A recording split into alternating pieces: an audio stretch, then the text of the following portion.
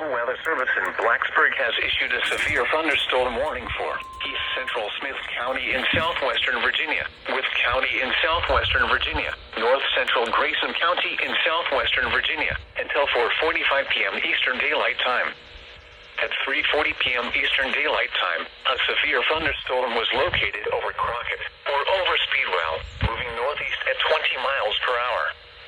Hazard, 60 miles per hour wind gusts and quarter-size hail. Source, radar indicated. Impact, hail damage to vehicles is expected.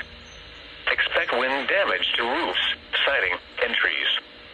Locations impacted include Wytheville, Max Meadows, Speedwell, Fort Chiswell, Cripple Creek, Crockett, and Ivanhoe.